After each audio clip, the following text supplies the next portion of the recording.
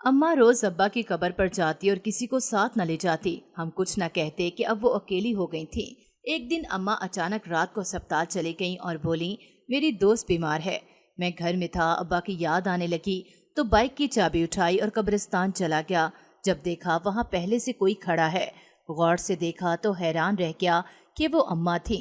मैं फौरन छुप गया। जब मैंने एक अजीब मंजर देखा कि अम्मा अब्बा की कब्र की मिट्टी हटाती वहां अपने पर्स से कागज निकाल कर दफना रही थीं। मेरा दिल अजीब होने लगा। कुछ देर बाद अम्मा गईं तो मैं भागता हुआ वहां गया और जल्दी से मिट्टी हटाकर वो कागज निकाला और खोल कर देखा तो जान निकल गई, क्योंकि इसमें तो अब्बा की वफात को आज 5वां रोज था। पूरे घर में सिफे मातम था। हम पांचों बहन भाई बहुत जल्दी यतीम हो गए थे। अम्मा भी बेहद निढाल हो गई थीं। बेवगी की चादर ओढ़े वो इस कदर निढाल सी पूरे घर में फिरती थीं कि उनकी ये हालत हमसे देखी नहीं जाती थी। सारे बहन भाइयों में मैं ही कुछ समझदार था और 10वीं जमात में पढ़ रहा था। बाकी सारे बहन भाई छोटे थे और अभी कुछ ज्यादा समझ बूझ भी नहीं रखते थे। बाकी चच्चा और ताया के बारे में अम्मा का ये ख्याल था कि वो नामहरम हैं, और सबसे बढ़कर जिस तरह से अम्मा बेवा हुई थी वो कहती थी कि अब इन लोगों को हमारे यहाँ आने से पहले 1000 दफ़ा सोचना होगा। बड़े ताया ने बड़ा जोर लगाया कि हम लोग उनके साथ जाकर उनके गांव में रहें, लेकिन अम्मा ने कहा कि वो अपने शौहर के घर को छोड़कर कभी भी नहीं जाएंगी।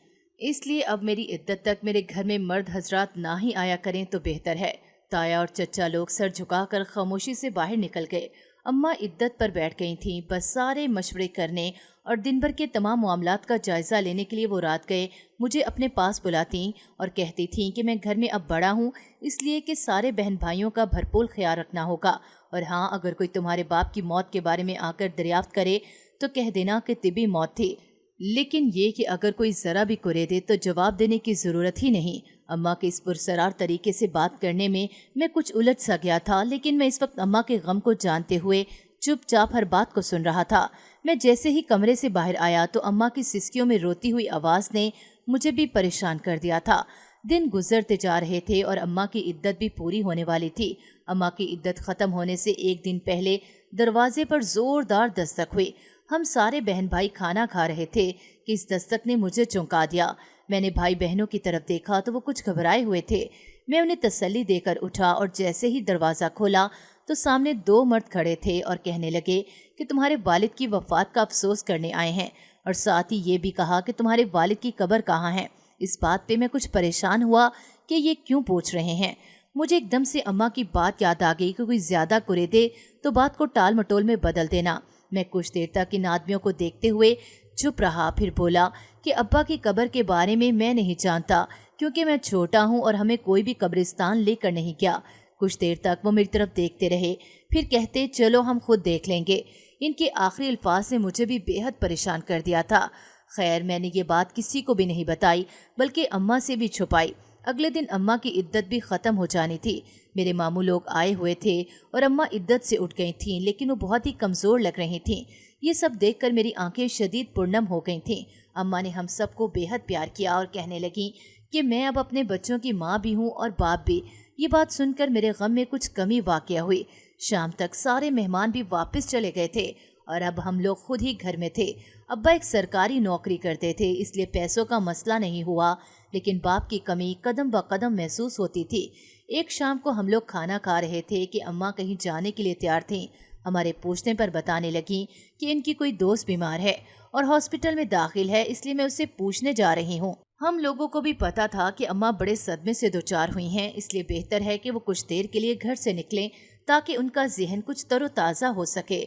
मैंने अम्मा से कहा मैं आपको बाहर ले जाता हूँ बाइक पे, लेकिन अम्मा ने अपने पर्स को कंधे पर डाला और ये कहते हुए निकल गईं कि नहीं नहीं, मैं अकेली ही जाऊंगी। खैर, हम लोग खामोशी से बैठ गए, लेकिन न जाने क्यों मेरे दिल में कुछ अजीब सी खुलबली मच गई थी। अम्मा यूं कभी अब्बा की मौजूदगी में ऐसे अकेली कभी बाहर नहीं गई थी, लेकिन अब तो अब्बा भी नहीं हैं। फिर अम्मा यूं क्यों इस अंदाज और तेजी से घर से निकल गई हैं। खैर, मैंने सर झटक दिया और इन सोचों को जहन से निकाल दिया। छोटी बहन जो नहिम में पढ़ती थी वो किचन समेटने में लग गई और मैं अब्बा के कमरे में चला गया। न जाने क्यों आज मुझे उनकी बेहद याद आ रही थी। उनके कमरे में जाकर उनकी चीज़ों को छूकर देखता रहा। हर चीज़ से इनकी खुशबू आ रही थी। نہ جانے کیوں مجھے ایک پل بھی سکون نہیں آ رہا تھا۔ تو سکون کی تلاش میں نے بائک کی چابی اٹھائی اور باہر نکل گیا۔ بائک کا رخ میں نے قبرستان کی طرف تھا۔ قبرستان گھر سے کچھ ہی فاصلے پر تھا۔ میں جیسے ہی قبرستان میں داخل ہوا تو ابا کی قبر کی طرف پیدل ہی چلنے لگا، لیکن یہ دیکھ کر ہی میرے پیروں تلے سے زمین ہی نکل گئی، کیونکہ ابا کی قبر کے پاس پہلے ہی کوئی کھڑا تھا۔ وہاں اندھیرا ہونے کی وجہ سے کچھ صاف دکھائی نہیں دے رہا تھا، لیکن میں آہستہ آہستہ چلتے ہوئے آگے کی طرف بڑھ رہا تھا کہ جیسے ہی میری نظر ابا کی قبر پر پڑی تو میں نے غور سے دیکھا تو میری روح تک لرز گئی کہ وہ کوئی اور نہیں بلکہ میری اپنی سگی ماں تھی۔ میرے پیروں تلے سے زمین نکل گئی اور چھت پر آسمان بھی گر پڑا، کیونکہ اماں تو کبھی بھی ہم سے جھوٹ نہیں بولتی۔ پھر آج یہ سب کیوں کیا؟ اگر ان کو قبرستان آنا ہی تھا تو مجھے بتا دیتی تاکہ میں ان کو لے آتا، لیکن اس طرح سے کیوں کیا اماں نے؟ ابھی میں یہی باتیں سوچ رہا تھا اور سوچا کہ کچھ آگے بڑھتا ہوں اور اماں سے پوچھتا ہوں کہ وہ یہاں اس وقت کیا کر رہی ہیں۔ ابھی میں اماں کی طرف جانے ہی لگا کہ میرے پیر وہیں پر ہی رک گئے۔ جب اماں نے اپنے پرس میں سے ایک کاغذ کا ٹکڑا نکالا، میں فوراً سے ایک طرف ایک درخت کے پیچھے چھپ گیا تاکہ سب کچھ آسانی سے دیکھ سکوں۔ اماں نے اپنے پرس میں سے وہ کاغذ نکالا اور قبر کی مٹی ہٹانے لگیں۔ وہ یہ کام بڑی ہی جان فشانی سے کر رہی تھیں، جیسے ہی یہ کام سالہ سال سے کرتی آ رہی ہوں۔ میں بڑے ہی غور سے یہ سب کچھ دیکھ رہا تھا کہ اماں نے قبر کے اوپر سے کافی ساری مٹی ہٹائی اور اس کاغذ کو اس مٹی میں دبا دیا۔ اس کے بعد اپنے ہاتھوں سے اماں نے اسی طرح اس مٹی کو واپس اس قبر پر رکھ دیا۔ اب وہ چاروں طرف سے مٹی کو دبا دبا کر ایک جان کر رہی تھی کہ کسی کو بھی شک نہ ہو کہ کسی نے اس مٹی کو ذرا سا بھی ہلایا ہے۔ میں یہ سب کچھ دیکھ کر حیران اور پریشان ہو رہا تھا کہ اماں کیا کرتی پھر رہی ہیں۔ اس کے بعد اماں چپکے سے دبے پاؤں چلتی ہوئی قبرستان سے باہر جانے والے راستے کی طرف جا رہی تھی۔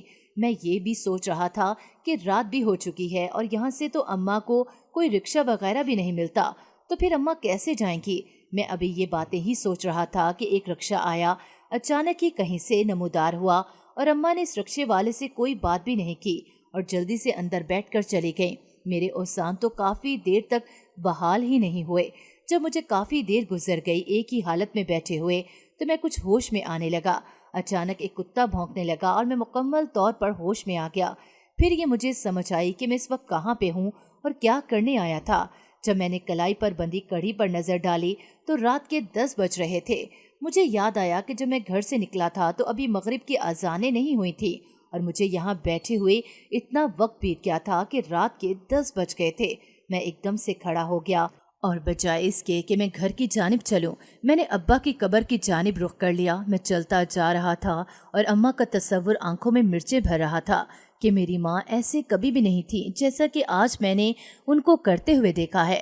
مجھے ابا کی قبر کی طرف جاتے ہوئے اپنے بچپن سے لے کر اب تک کے تمام واقعات یاد آنے لگے، جس میں اماں کبھی بھی اکیلی مارکیٹ تک نہیں گئی تھیں اور آج یوں تنہا کیسے اس قبرستان میں آ گئی تھیں۔ ابا کی قبر تک جاتے جاتے مجھے اس دن والے وہ آدمی بھی یاد آ گئے اور میں نے یہی سمجھ لیا کہ یقیناً ان کا بھی ابا کی موت سے کوئی نہ کوئی تعلق ضرور ہوگا۔ میں انہی خیالوں میں ابا کی قبر تک پہنچ گیا اور جھکتے ہوئے اس مٹی کو ہٹانے لگا تاکہ اس کاغذ کو باہر نکال سکوں جو ابھی ابھی اماں یہاں چھپا کر گئی تھیں۔ میں نے مٹی ہٹائی اور ہٹاتا ہی گیا، لیکن مجھے کاغذ کہیں بھی نظر نہیں آیا۔ میں حیران تھا کیونکہ میرے علاوہ تو یہاں کوئی بھی نہیں آیا، تو پھر وہ کاغذ کہاں گیا؟ کہیں وہ کاغذ اماں تو نکال کر نہیں لے گئیں اپنے ساتھ؟ اگر اماں نے ایسا ہی کرنا تھا تو یہاں اتنی محنت کیوں کرتی؟ میں نے مٹی کو مزید ہٹانا شروع کیا اور نیچے گہرائی میں جا کر مجھے ایک کاغذ ملا۔ میں نے اس کاغذ کو جلدی سے باہر نکالا، اسے جھاڑا اور اس پر لکھی تحریر کو قبرستان میں لگے ایک بلب کے نیچے لے جا کر پڑھنے لگا۔ میں نے کاغذ کو کچھ ترچھا کر کے دیکھا تاکہ واضح انداز میں اس کو پڑھ سکوں۔ جیسے جیسے وہ تحریر واضح ہوتی گئی میری روح لرزنے لگی کہ اس میں جو کچھ لکھا ہوا تھا اس کو پڑھنے کے بعد ایک ہی بات ذہن میں آ رہی تھی کہ یہ سب کیسے ہو سکتا ہے؟ نہیں نہیں، میرے ابا ہرگز نہیں، میرے ابا ایسا کبھی بھی نہیں کر سکتے۔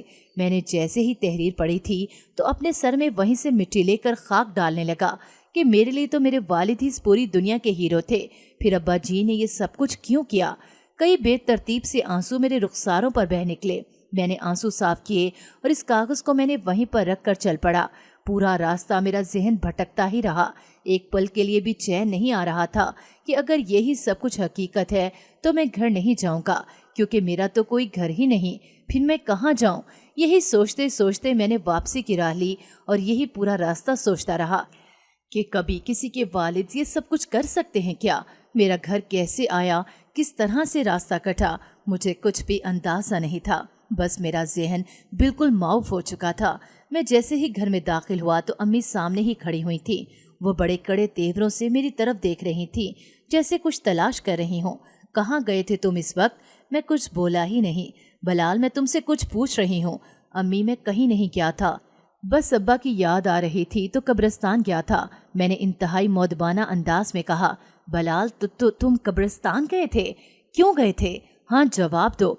जब मैंने सख्ती से मना किया था कि कब्रिस्तान में बच्चों में से कोई भी नहीं जाएगा, तो फिर तुम क्यों गए थे? अम्मी, मैं वो अब्बू। बस अब मजीद कुछ मत कहो। किसी भी बात की समझ तुम लोगों को आती ही नहीं। जिस बात से मना करो तुम लोग वही करते हो। अम्मा का गुस्सा किसी भी सूरत में कम नहीं हो रहा था। अम्मा की गुस्सेली आवाज़ें सुनकर बाकी छोटे बहन भाई भी डर कर एक दूसरे की तरफ देख रहे थे।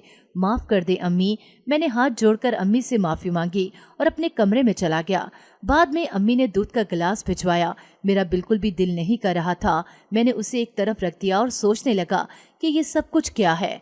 अब्बा ने तो पूरी जिंदगी हमारे लिए मिशले राह बनने की कोशिश की, लेकिन अब जबकि वो दुनिया से जा चुके हैं तो फिर ये कैसे इंकशाफात हो रहे हैं। बकिया पूरी रात यही सोचने में गुजर गई। सुबह जब उठा तो सब मामूल के कामों में मसरूफ थे। मैं बाहर सेहन में ही बैठा हुआ था कि अम्मा ने किचन की खिड़की में से मुझे आवाज़ दी और साथ ही ये कहा कि आज छोटे बहन भाइयों को मामों की तरफ छोड़ आना। बाप की मौत ने उन्हें निढाल करके रख दिया है। मैंने झुके सर के साथ जी कहा। मुझे दिल के साथ नाश्ता किया और फौरन उनको लेकर निकल पड़ा। अभी आधे रास्ते में ही पहुंचे थे कि छोटी बहन कहने लगी कि अम्मा ने एक छोटा सा बैग दिया था जो मामू को देना था, वो तो गलती से कमरे में ही रह गया। ये बात सुनते ही मैंने बहन से पूछा, क्या वो बैग बहुत ज़रूरी था? जी भाई, अम्मा ने कहा था कि वो हर सूरत में लेकर जाना है, चाहे अपनी कोई चीज़ रह भी जाए तो कोई बात नहीं, लेकिन वो बैग लाजमी लेकर जाना है। अब मैं या तो सारे बहन भाइयों को लेकर घर वापस जाता या फिर इनको मामों की तरफ छोड़कर दोबारा घर जाकर वो बैग उठा लाता। मुझे दूसरा वाला ऑप्शन ही बेहतर लगा, क्योंकि यहाँ से मामू का घर तो करीब ही था। मैंने छोटी को सारी बात बता दी और उनको लेकर मामू के घर की तरफ बढ़ गया। तकरीबन 15 मिनट के बाद हम लोग मामू के घर में थे। 10 मिनट बाद दोबारा वहाँ से निकला और आधे घंटे में गली में पहुँच गया। जो ही मैं गली में पहुंचा तो एक सफ़ेद करोला गाड़ी को अपने घर के दरवाजे के बिल्कुल सामने पाया। देखकर हैरत तो हुई, लेकिन चुपचाप घर के दरवाजे पर पहुंच गया। दरवाज़ा खोलने की कोशिश की, लेकिन दरवाज़ा बंद था। 2 से 3 दफ़ा घंटी दी, लेकिन दरवाज़ा नहीं खुला। फिर मैं पिछली गली में गया, वहाँ भी एक हमारे घर का दरवाज़ा था। इसकी चाबी ज़्यादातर मेरी जेब में ही होती थी। मैं जैसे ही वहां पहुंचा तो एक आदमी सफ़ेद कपड़ों में मलबूस मेरे घर के दरवाजे के बिल्कुल पास ही खड़ा हुआ था। मुझे देखकर भी वो वहां से नहीं हटा। मैं जब करीब पहुंचा तो वो जल्दी से गली की दूसरी तरफ चला गया। इस दरवाजे पर आकर मैंने ताला खोलने की कोशिश की। ताला खुल गया।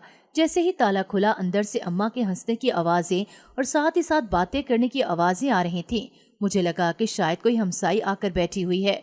मुझे ये जानकर खुशी हुई कि चलो शुक्र है मेरी माँ इतने अरसे बाद कुछ देर के लिए ही सही कुछ तो मुस्कुराई है ना। अम्मा की एक दफ़ा फिर से खिलखिलाकर हंसने की आवाज़ आई, लेकिन दूसरी तरफ की आवाज़ों ने मेरे पैर वहीं पर मुंजमद कर दिए। दूसरी तरफ कोई नस्वानी नहीं बल्कि कोई मर्दाना आवाज़ थी। मेरे सर पर आसमान ही गिर पड़ा जब 2 मर्द मेरी माँ के करीब ही बैठे हुए थे और अम्मा ने उनके लिए अच्छा खासा इंतज़ाम किया हुआ था।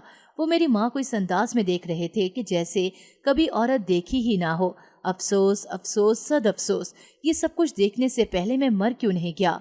इन मर्दों को जब मैंने गौर से देखा तो मेरी रूह तक लरस गई, क्योंकि ये कोई और नहीं बल्कि उस दिन वाले ही दोनों मर्द थे जो बाहर दरवाजे पर आकर मेरी अब्बा की मौत और फिर उसकी कब्र के बारे में पूछ रहे थे और आज यहाँ आकर हमारे घर में ही बैठे हुए थे। मैं अभी जाकर इस जिल्लत में ज़िंदगी से छुटकारा हासिल करना चाहता था। मैं जैसे इस कमरे में दाखिल होने लगा तो एक आदमी उठकर खड़ा हो गया। उसके उठने की देर थी कि मैं वहीं पर रुक गया। वो आगे बढ़ा और अम्मा से कहने लगा कि तुम सारी पिछली बातों को भूल जाओ और जो कुछ भी हुआ उसमें किसी का भी कोई कसूर नहीं था, बल्कि सारे किस्मत के खेल हैं। देखो अब हम फिर एक ही छत तले कमरे में हैं। अब भी वही सब कुछ फिर पहले जैसा हो सकता है अगर तुम चाहो। वो बराह रास्त अम्मा से मुखातिब था और अम्मा सब कुछ नजरें झुका कर सुन रही थीं। एकदम से नजरें उठाकर कहने लगी कि ये सब कुछ अब कैसे मुमकिन है? अब तो हमारी औलादें भी जवान हो चुकी हैं। नहीं नहीं, अब ये मुमकिन नहीं है। एकदम से अम्मा रोने लग गईं। फातिमा, अगर तुम चाहो तो सब कुछ मुमकिन है। वो मर्द अभी तक सब कुछ पहले जैसा करने पर ही तुला हुआ था। अच्छा, मैं सोच कर बताऊंगी, मुझे कुछ वक्त तो दो। अम्मा ने किसी कंवारी दोशीज़ा की तरह मुस्कुराते हुए जवाब दिया था। मेरे सर पे खून सवार हो चुका था कि मेरी माँ इस उम्र में आकर ये गुल खिलाएगी। क्या इसको बस इतनी सी ही मोहब्बत थी मेरे बाप के साथ?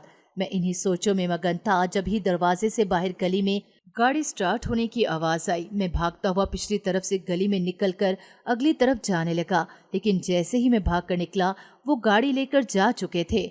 मैं झुके हुए सर के साथ घर में दाखिल हुआ तो अम्मा फोन पर किसी से बात कर रही थी।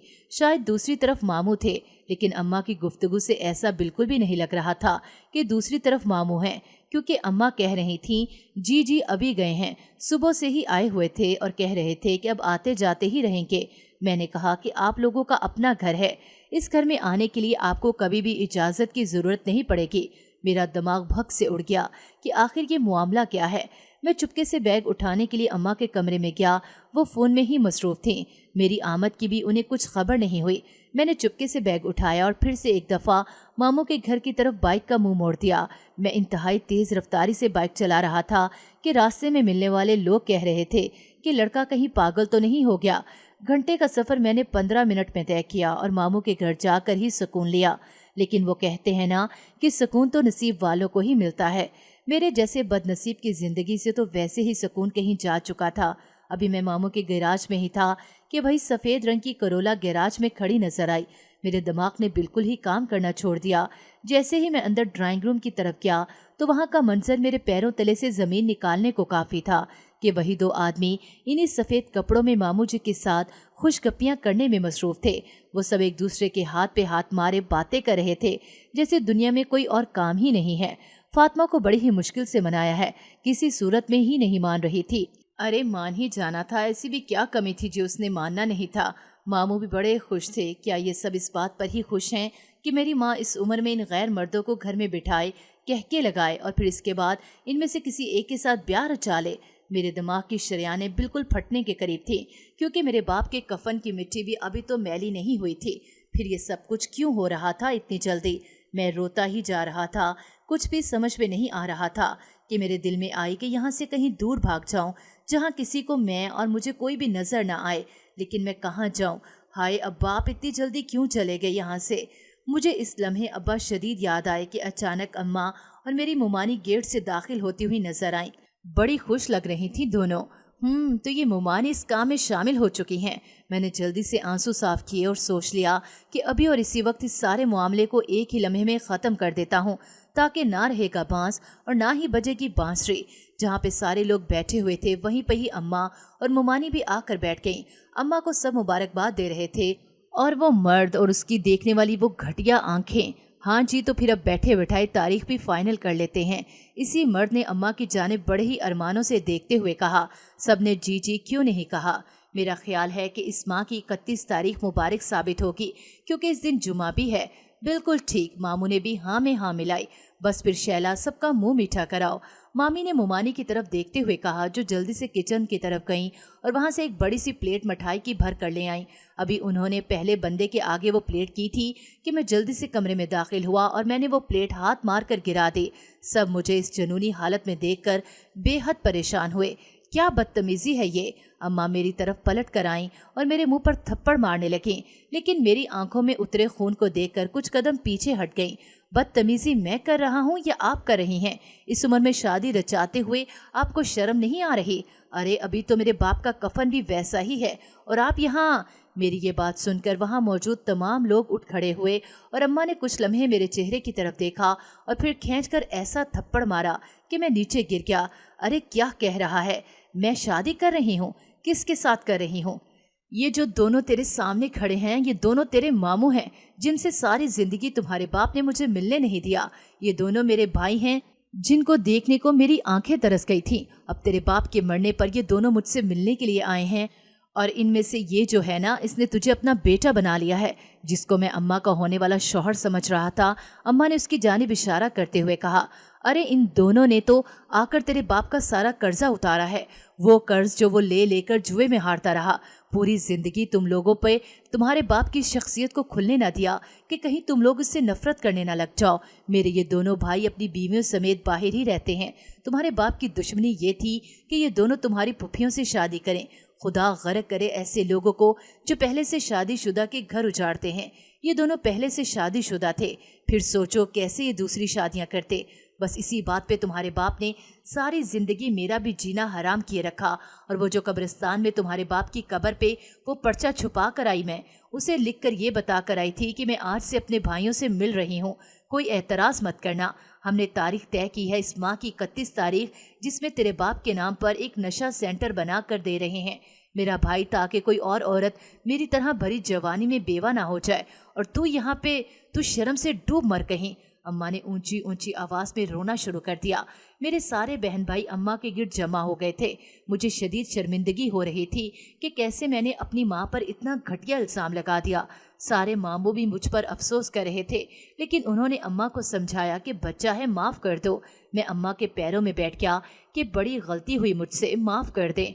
बड़ी देर के बाद कहीं जाकर अम्मा मानी और मैं उनसे माफिया मांगता हुआ उनके सीने में छुप गया।